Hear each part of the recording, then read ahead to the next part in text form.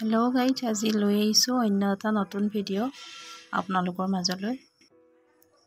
Vote জলকীয়া আচাৰ একেবাৰে ৰ'দত নিদিয়াকৈ আৰু নিমখত নথোৱাকৈ কেনেকৈনো বনাওঁ চাওঁ আহক।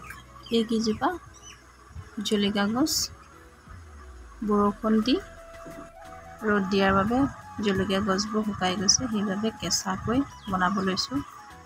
এতিয়া মই কেৰাহী এখনত তেল গৰম কৰি ল'ম আৰু ইয়াতে কেইটামান পাঁচফোৰণ দি লৈছোঁ। তেলখিনি ভালকৈ গৰম হ'ব দিয়া নাই, মছলাখিনি নহ'লে জ্বলি যাব। ইয়াতে দিছোঁ হালধি অলপ, তাতে দিছোঁ জলকীয়া গুড়া,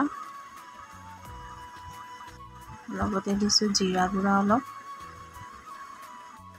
আৰু ইয়াত মিক্স মছলা গোটেইবোৰ মিক্স কৰি থোৱা আছে। লগতে দিম জোখ অনুযায়ী নিমখ,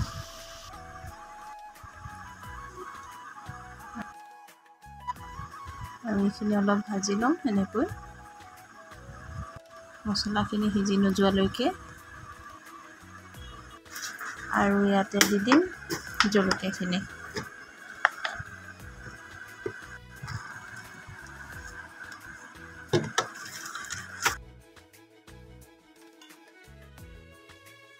এতিয়া এইখিনি অলপ ভাজি ল'ম।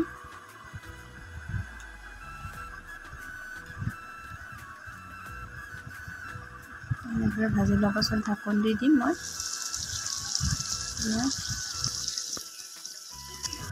এনেদৰে সিজি আছে জলকীয়া।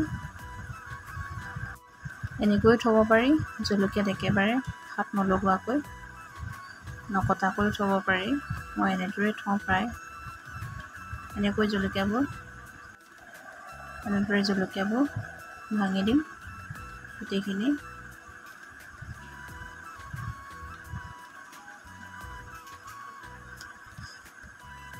এয়া ভজা হৈয়ে গৈছে গোটেইখিনি।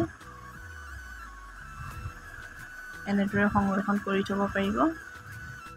ইয়াত ভিনেগাৰ নিদিলেও হ'ব, এনেকৈ বছৰ বছৰ ধৰি সংৰক্ষণ কৰিব পাৰিব।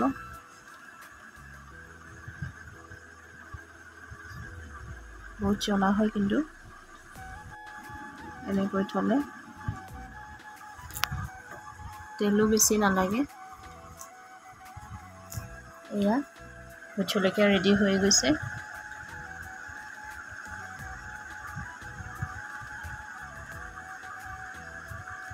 এতিয়া এইখিনি ঠাণ্ডা কৰি থোৱাৰ পাছত মই ইয়াক ষ্ট'ৰ কৰি থ'ম বৈয়ামত। এনেদৰে চাফা বৈয়াম এটা লৈ মই ইয়াত জলকীয়াবোৰ এনেকৈ ৰাখি যাম। মই বৈয়ামটো ডাঙৰকৈ লৈছোঁ।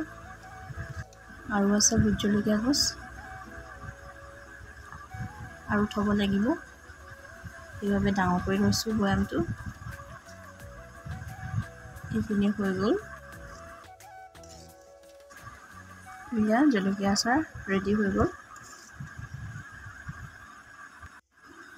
আকৌ আহিম আপোনালোকৰ মাজলৈ পুনৰবাৰ নতুন এটা ভিডিঅ' লৈ। ইমান ভালদৰে ভিডিঅ'টো চোৱাৰ বাবে সকলোলৈকে ধন্যবাদ থাকিল।